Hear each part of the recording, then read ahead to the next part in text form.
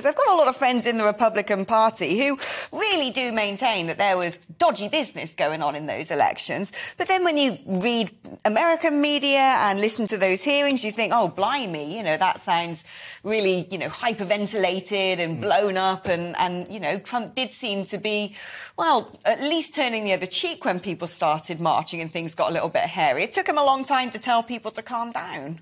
It did. I think the difficulty is, because of this kind of Trump derangement syndrome, is that it becomes increasingly difficult to actually criticise Trump for the bad things that he has done, because the tendency is just to blow it all out of proportion. For instance, in relation to the Capitol riot, it was a very bad thing. It was a very bad day for American democracy. You had a large group of people there who fundamentally didn't believe the election was fair, incorrectly, in my view. And yet it's not enough to say that's bad, that's condemnable, let's punish them. It was an insurrection, it was a coup. Trump was orchestrating this. This was an attempt to overthrow the American Republic. It just suddenly gets so out of bounds to the point where you can't criticise him for what he did do wrong, which was to spread this misinformation essentially about, the election being stolen from him, which I think there's individual allegations.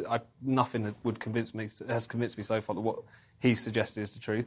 And since then is failing to condemn what happened in the aftermath. That should be enough to talk about, but of course it isn't, because the narrative always has to be that he's the most evil man who's ever lived. He's many things, but he's not that. Wounds that are not going to heal for a long time, I'd imagine, especially if we do see a reappearance of Donald Trump into elections in America.